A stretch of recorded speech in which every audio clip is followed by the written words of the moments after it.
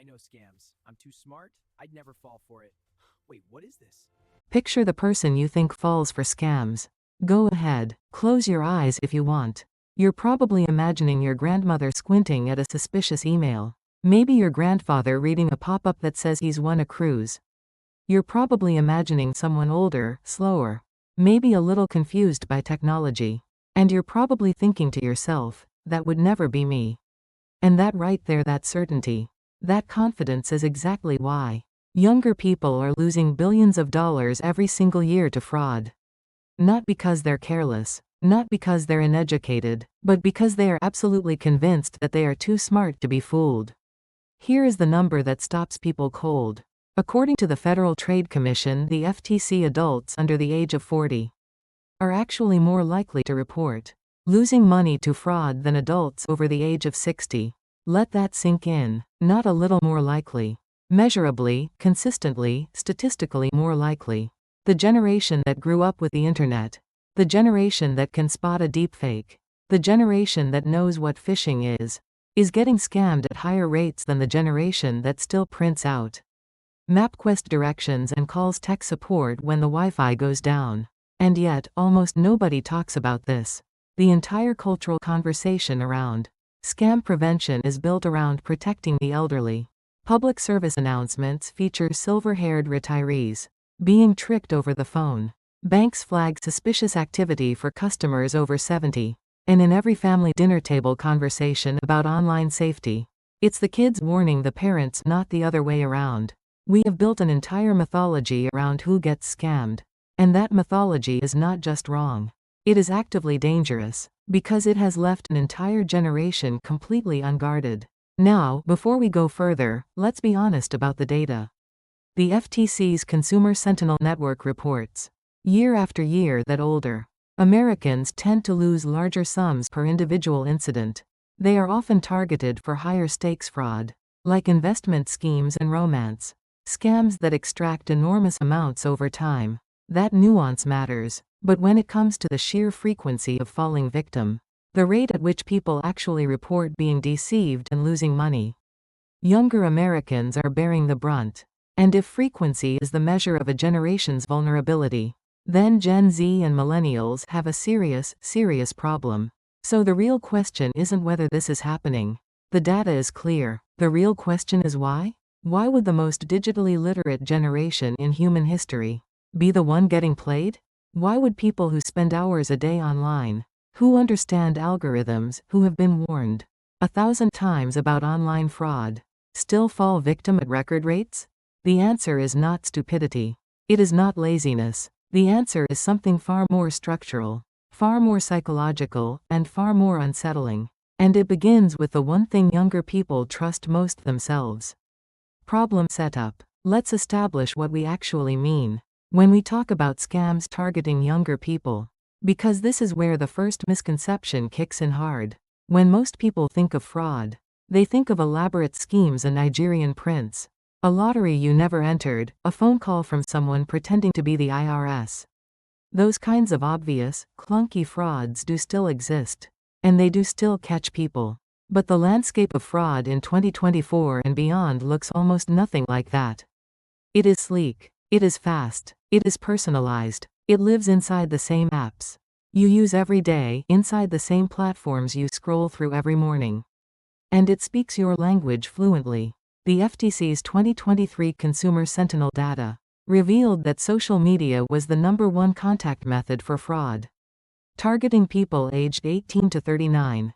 Not email, not phone calls, social media, the platforms designed around social trust, around the idea that you're interacting with real people who share your interests, have become the most fertile ground for deception the world has ever seen. And because younger people spend more time on social media and have more financial activity tied to these platforms, they have more surface area for attack, more exposure, more entry points, more risk. And it's not just social media. Online shopping fraud, investment fraud, cryptocurrency scams, fake job listings, counterfeit romance. These are the dominant fraud categories among younger victims. These are frauds that are embedded directly into the digital ecosystems that younger Americans navigate every single day. They don't announce themselves as scams. They don't come with flashing warning signs. They come dressed as opportunities, as community, as connection, as a way to finally make some money. In an economy that keeps telling young people, there's no easy path forward. And that gap between opportunity and desperation, that gap is where scammers live. But here's the problem, and this is the structural issue that almost nobody addresses. Our entire framework for understanding scam vulnerability is about 10 years out of date. We built public awareness campaigns around an older model of fraud. The landline phone call, the physical check cashing scheme, the too good to be true mailer. We designed protections for a threat environment that no longer represents the majority of fraud activity. And in the meantime, the fraud industry, and make no mistake, it is an industry has evolved faster than our defenses. It has moved to where the young people are. And it has adapted its language, its aesthetics, its psychology, to exploit the exact vulnerabilities that come with being young and connected. In the 21st century, here is what makes this particularly dangerous. When older people fall for a scam, there is often someone in their life, a child, a grandchild, a caregiver, who notices the unusual financial activity and intervenes. But younger people tend to live more independently, manage their own finances without oversight, and critically, are far more likely to be embarrassed about being deceived. Research consistently shows that younger fraud victims underreport at dramatically higher rates than older victims, because they feel the shame of being scammed more acutely. They think, I should have known better. And that silence, that failure to report, means we are almost certainly looking at data that still underestimates the true scale of the problem. Background. To understand how we got here, we need to briefly understand how the fraud industry has transformed over the last 2 decades. In the early days of internet fraud, the late 90s and early 2000s, scams were relatively easy to identify. The grammar was bad, the logic was broken, the ask was absurd. Researchers who studied those early phishing emails later concluded that the intentional clumsiness was actually a feature, not a bug. Scammers were deliberately filtering for the most susceptible victims by making their schemes obvious enough that only the least critical thinkers would respond. But that era is gone. The fraudsters of today, and we are talking about highly organized criminal enterprises, many of them operating from overseas, some of them backed by state-level resources, are sophisticated in ways that would have seemed impossible 20 years ago. They have access to artificial intelligence that can generate perfectly crafted, grammatically flawless, emotionally resonant messages at scale. They have access to psychological research. They conduct A/B testing on their scripts. They operate customer service departments for their fake investment platforms. This is not a guy in a basement. This is a global, billion-dollar criminal industry that is investing in research and development, the same way legitimate companies do. And the targets have shifted accordingly, because younger people control an increasing share of financial activity. Through cryptocurrency, through investment apps, through gig economy income, through side hustles, they have become economically valuable targets. The old calculus was target the retired, they have savings. The new calculus is target the young. They have high risk tolerance, digital wallets, easy access to credit, and a cultural environment that makes investment opportunities feel normal and urgent. And most importantly, they have one thing that makes them uniquely exploitable. They believe they're immune. Core cause 1: the confidence trap. Core cause 1: the confidence trap. And this is, in many ways, the root of everything else. Here is the surface-level explanation you'll find in most articles about this phenomenon. Younger people are overconfident about their digital skills, and that overconfidence makes them take more risks online. That's true, but it's incomplete, and if we stop there, we miss the deeper structural reason that overconfidence becomes so catastrophically dangerous. In the context of modern fraud, the real structural issue is this: confidence doesn't just make people less cautious, it makes them systematically less likely to apply critical thinking. In the first place, when you believe you already know how to recognize a scam, because you grew up online, because you've seen the warnings, because you consider yourself savvy, you are not in a state of active skepticism when you encounter one. You are in a state of passive processing. You see something that looks like an investment opportunity. And your brain doesn't activate the "is this a scam?" filter. Because your brain has already told you you're not the type of person who falls for scams. That pre-classification is the trap. Psychologists call this phenomenon the bias blind spot, the tendency for people who are aware of cognitive biases to believe they are less affected by those biases than other people. In surveys across demographics, younger adults consistently rate themselves as more capable of detecting fraud than older adults, even in cases where the actual detection rates tell the opposite story. The very knowledge that scams exist, and the cultural vocabulary around them, creates a false sense of inoculation. You know the word phishing. You know what a Ponzi scheme is. You've heard of romance scams. And that knowledge makes you feel protected in a way that it absolutely, definitively does not. Here's the experiment that makes this concrete. Researchers at the AARP Fraud Watch Network have conducted studies where participants are shown examples of fraud across different categories and asked to identify which ones are suspicious. Older participants, when they identified something as potentially fraudulent, tended to pause longer and report higher levels of discomfort, even when they sometimes ultimately fell for it. Younger participants, when they identified something as potentially fraudulent, tended to dismiss it quickly and move on. They were faster to a decision. But speed, in the context of fraud detection, is not a virtue. It is a vulnerability. Modern fraud is specifically designed to exploit fast, confident, intuitive decision-making. And yet the confidence trap goes even deeper than individual psychology. There is a social dimension here that is rarely discussed. Among younger demographics, falling for a scam carries enormous reputational weight. To be scammed is to be in the vernacular of internet culture. Played, wrecked, a mark. It implies you are not as smart as you think you are. And because status and intelligence are so tightly linked in young adult social environments, the fear of being seen as a scam victim is itself a psychological block. Young people don't just fail to report scams out of shame. They sometimes fail to even recognize that they've been scammed, because recognition requires accepting a reality that feels incompatible with their self-image. The confidence trap doesn't just prevent detection, it prevents recovery. Core cause 2, the opportunity economy. Core cause 2, the opportunity economy and financial desperation. And this one requires us to get honest about something that most fraud prevention messaging completely ignores: the economic reality that young people are living in right now. The standard narrative about fraud says that people fall for scams because they are greedy. They want something for nothing. They are naive about how money works. But this framing fundamentally misunderstands what is actually happening in the financial lives of young Americans. And that misunderstanding has real consequences. Consider the economic context. Millennials born roughly between 1981 and 1996 entered the workforce during or immediately after the 2008 financial crisis. They accumulated student debt at record levels.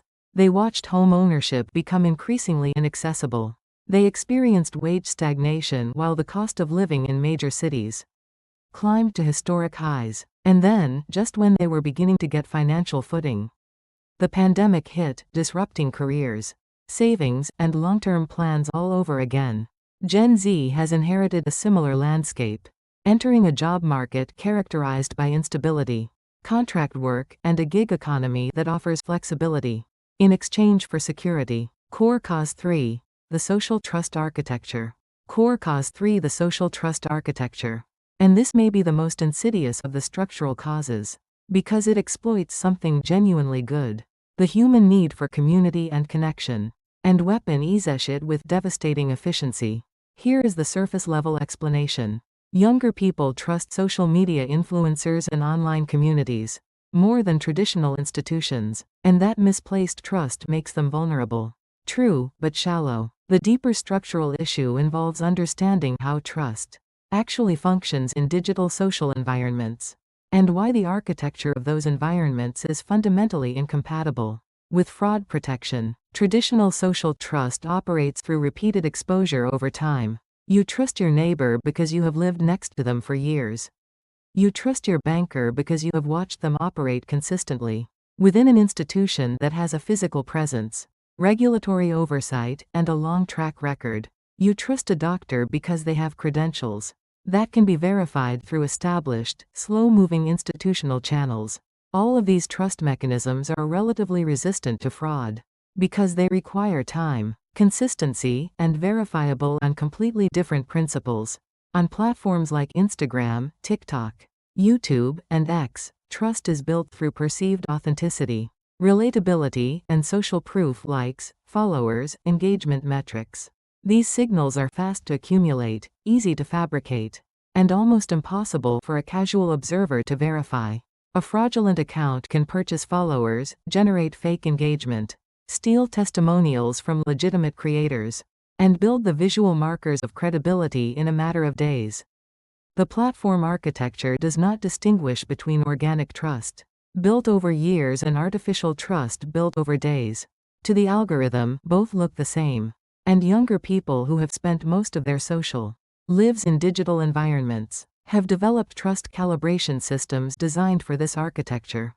They have learned to read digital signals of credibility: high follower counts, polished content, community engagement, alignment with values they share. These signals genuinely predict credibility in most contexts. They work for distinguishing good creators from bad ones, quality products from poor ones, reliable information from misinformation most of the time. But they fail catastrophically in the context of fraud, because fraud operations specifically invest in replicating exactly those signals. They are hacking the trust system by fluently speaking its language. The FTC data on this is striking. Among fraud victims aged 18 to 29, who reported the platform through which they were defrauded, social media accounted for more than a third of all reported cases. And the most common mechanism wasn't a random ad from an unknown account. It was a trusted contact, a friend, a followed creator, a community they belonged to, sharing or recommending the fraudulent opportunity. This is the pig butchering technique, the romance scam methodology, the influencer fraud model, all sharing the same fundamental architecture. Compromise an existing trusted relationship or create the appearance of one, and then exploit the trust that relationship has already built. But here's what makes this particularly cruel. The solution that most people would instinctively offer, just be more skeptical of online content, is not a real solution for younger people, because their entire information ecosystem runs on social trust. To be skeptical of every online recommendation is to be skeptical of how their world actually functions. The fraud industry has colonized the same infrastructure that younger people use to find jobs, maintain relationships, access culture, and build community. Telling young people to distrust their online social networks is like telling previous generations to distrust everyone they know personally.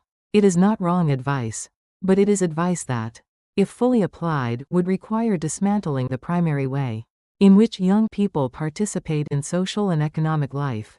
That's not a solution. That's an impossibility. And scammers know it. Core cause 4. The speed and friction problem. Core cause 4. The speed and friction problem. And this one is about design. Specifically, about how the digital financial infrastructure that younger people live inside has been deliberately engineered to minimize friction, and how that same frictionlessness makes fraud dramatically easier to execute and dramatically harder to reverse. The surface-level explanation is simple: it's easier than ever to send money. So it's easier than ever to send money to the wrong people.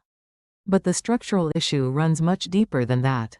Think about the payment mechanisms that scams targeting younger people most commonly leverage: Venmo, Cash App, Zelle, cryptocurrency wallets, gift card codes.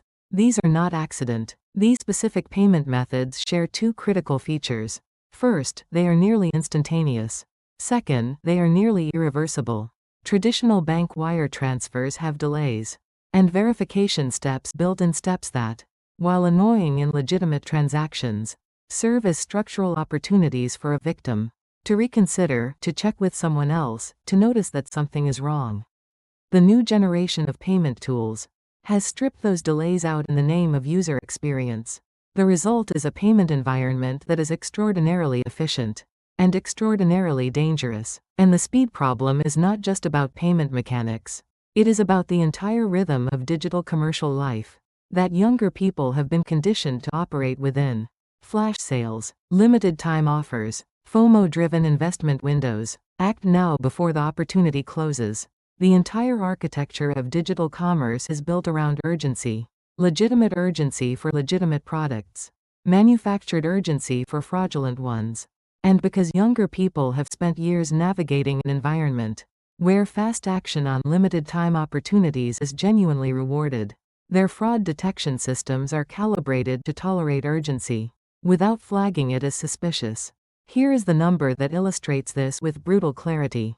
According to the FTC, among fraud victims who lost money via bank transfer or cryptocurrency, younger adults aged 20 to 29 had the fastest average time between initial contact and first payment. In other words, they moved faster from encounter to transaction than any other age group. Not because they were more naive, not because they thought less carefully in absolute terms, but because they were operating inside a transactional environment where speed is a virtue and hesitation feels like missed opportunity. The friction that would have saved them the pause, the verification, the conversation with someone outside the situation, was something their environment had trained them to eliminate. And then there's the irreversibility layer. When an older victim wires money to a fraudulent account, there is often a bank involved, a paper trail, a set of institutional mechanisms that, while imperfect at least, create some possibility of recovery or investigation. When a younger victim sends cryptocurrency to a fraudulent wallet, or pays via gift card or uses peer-to-peer payment apps, the money is gone in a way that is qualitatively different from a bank transfer. There is no institution to call. There is no regulatory body with jurisdiction. There is no dispute charge button. The design features that make these tools so fast and convenient for users also make them ideal for criminals who need payments that cannot be traced, reversed, or recovered. And younger people, who are far more likely to use these tools for everyday transactions, are far more exposed to this asymmetry of reversibility. Core Cause 5. The Information Paradox. Core Cause 5. The Information Paradox.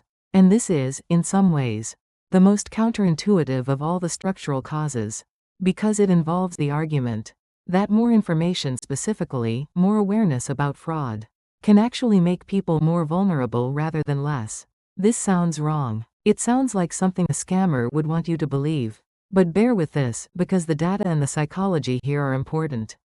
Here's the surface-level version. Younger people have been exposed to so many warnings about scams that they've become desensitized to those warnings. That's partly true, but the structural issue is more specific. When fraud awareness campaigns describe fraud, they describe it using its most recognizable features, the obvious red flags, the classic warning signs, the patterns that were dominant in the fraud environment of 10 or 15 years ago. These campaigns teach people what old fraud looks like, and modern fraud deliberately looks nothing like that. This creates a genuinely dangerous form of miscalibration. A young person who has internalized the classic warning signs of fraud: bad grammar, upfront fees, urgency, promises of guaranteed returns, has built a mental fraud detector that is calibrated for a specific profile. When they encounter a scam that doesn't match that profile, a sleek, professionally designed website, a social media presence with thousands of real-looking followers, a pitch that never promises guaranteed anything but instead offers high potential and exclusive access, their detector does not fire.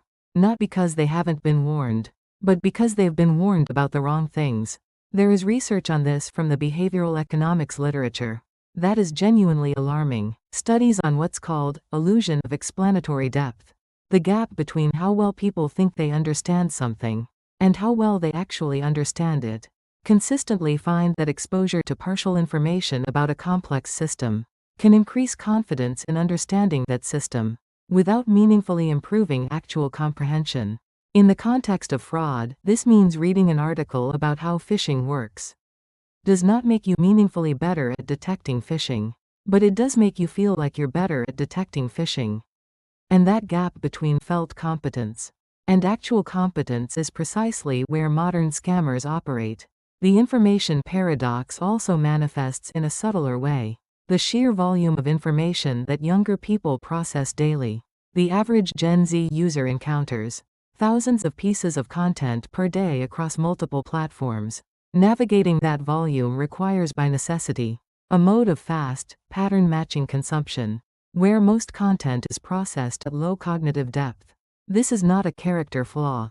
It is an adaptive strategy for operating in a high-volume information environment, but fraud operations specifically design their content to pass pattern matching at low depth, while concealing their deceptive nature from deeper scrutiny. They know that most people will not slow down, and they build their schemes to succeed against people who don't.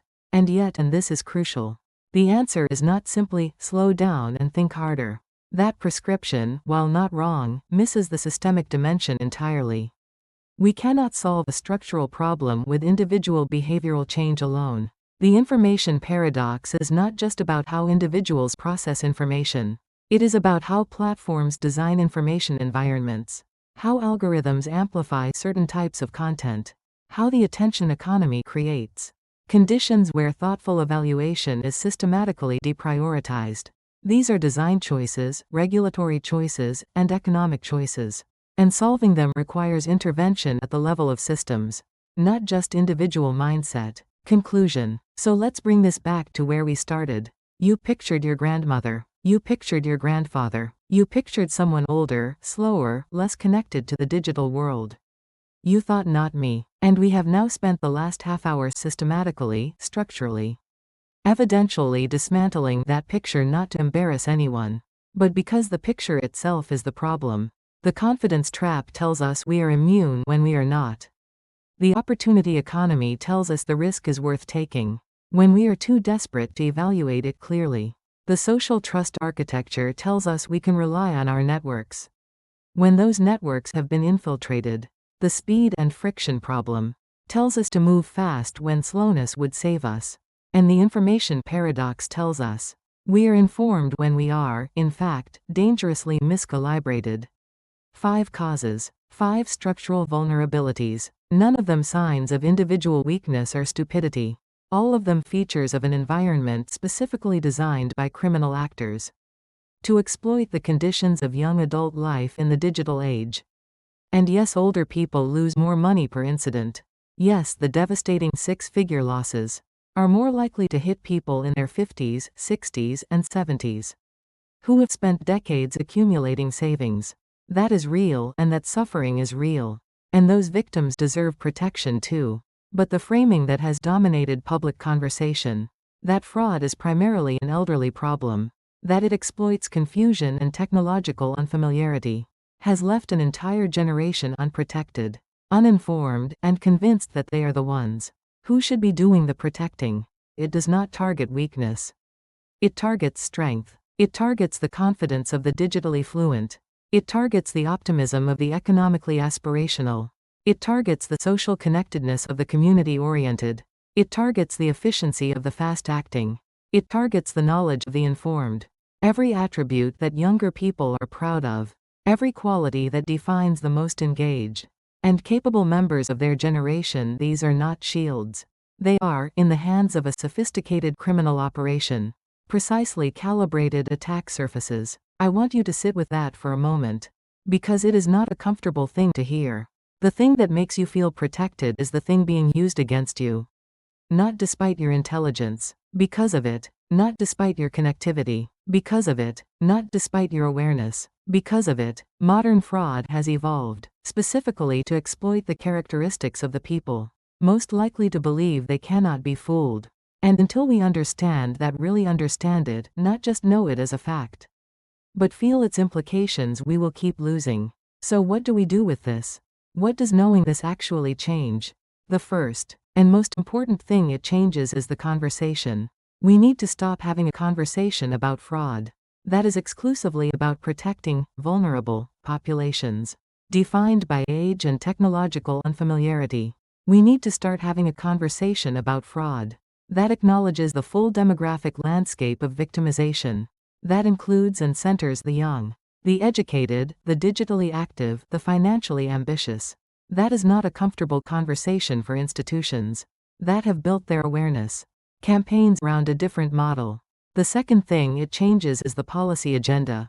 Platform accountability, payment, reversibility, cross-border criminal enforcement, fraud, literacy redesign. These are not niche regulatory concerns. They are major economic and security priorities that deserve the same attention we give to issues like cybersecurity, infrastructure, and financial system stability. Because fraud at this scale is a cybersecurity issue, it is a financial stability issue, and it is a generational justice issue. Because every dollar extracted from a younger person today is a dollar that will not be there to build a home, start a family, retire with dignity, or contribute to an economy that desperately needs that participation. The third thing it changes is your personal posture. Not your paranoia. Paranoia is not sustainable and it is not effective. But your awareness that the fraud of today is not designed to trigger your fraud detector. It is designed to pass right through it. Which means the most important question to ask when encountering any financial opportunity, any investment pitch, any irresistible deal is not, does this feel like a scam? Because it won't. It never does by design. The question to ask is, have I taken the time to verify this through sources that are completely independent of the opportunity itself? Not the website they gave you, not the reviews on their platform, not the testimonials in their marketing. Independent verification. Slow, boring, friction-filled verification. The kind of process that modern digital life has trained you to skip. Don't skip it. We started this documentary with a question. Why do younger people fall for scams more than the elderly? And we've answered it in the only way it deserves to be answered. Not with blame, not with condescension, not with a list of obvious tips that treat you like a child who needs to be told not to talk to strangers.